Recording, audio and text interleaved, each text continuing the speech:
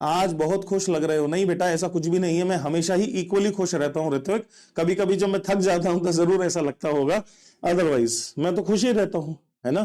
क्योंकि दुखी रहने के लिए इस दुनिया में मुझे कोई कारण खास नजर नहीं आता है। क्या दुखी होना इस दुनिया में, क्या दुखी होना इस दुनिया में, है ना। ये दुनिया सुख खुश रहने के लिए, हंसने के लिए है, और यही मैं तुमको भी सिखा रहा हूं।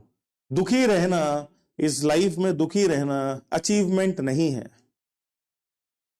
इस लाइफ में दुखी रहना इज नॉट एन अचीवमेंट, सुखी रहना इज एन अचीवमेंट। हम उल्टा समझते हैं। क्योंकि दुखी रहने से पिटी मिलती है, सिंपैथी मिलती है। तो अगर आप भिखारी हैं और आपको भीख चाहिए तो आप दुखी रहें, और अगर आप राजा हैं और आप राजाओं की तरह जीना चाहते हैं तो सुखी रहें। ये दुखी रहना और सुखी रहना तुम्हारी चॉइस है। ये ना तो परिस्थिति पर निर्भर करती है, ना किसी भी फैक्टर पर निर्भर करती है।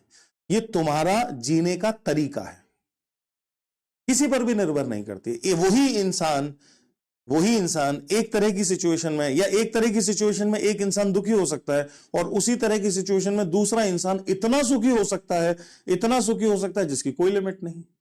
इट डिपेंड्स अपॉन नजरिया, इज इट नॉट। ग्लास में आधा पानी भरा है कि पूरा पानी भरा है, ग्लास आधा खाली है कि आधा भरा है, कि पूरा ही भरा है, आधा पानी से आधा हवा से। है ना। ग्लास आधा खाली है कि आधा भरा है, कि पूरा ही भरा है। पूरा ही भरा है, आधा पानी से भरा है, आधा हवा से भरा है, भरा तो पूरा ही है भाई। ऐसा डिपेंड करता है नजरिए के ऊपर, नजरिए के ऊपर डिपेंड करता है, ऐसा है। ठीक। तो और ये सबसे इंपॉर्टेंट बात है लाइफ में। देखो, सबसे इंपॉर्टेंट चीज यही है कि आप खुश रहें और दूसरों को भी खुश रखें। ये सबसे प्राइमरी चीज है, पर हमें ये सिखाया नहीं जाता है अनफॉर्चुनेटली। ये है प्रॉब्लम, है ना, ये है प्रॉब्लम। हमें सिखाई नहीं। मैं एक बार ऋतिक रोशन का इंटरव्यू देख रहा था, मुझे बड़ा अच्छा लगता है, तुम भी देखा करो। जो सक्सेसफुल लोग होते हैं उनके इंटरव्यूज देखा करो। उनके इंटरव्यूज में वो लोग जो बातें कहते हैं बड़ी मजेदार होती हैं और काफी कुछ सीखने जैसा होता है। तो ऋतिक रोशन ने बड़ी अच्छी एक बात कही। ऋतिक रोशन ने कहा कि मैं छोटा था तो मुझे हमेशा ये बताया गया, ये सिखाया गया कि जब मैं सक्सेसफुल हो जाऊंगा तब मैं बहुत सुखी होऊंगा, मैं बहुत खुश हो जाऊंगा। जब मैं बड़ा एक्टर बन जाऊंगा तब मैं बहुत खुश होऊंगा, तब मेरे को मतलब तब मेरी लाइफ बहुत उस तरह की होगी और मैं बहुत खुश हो जाऊंगा।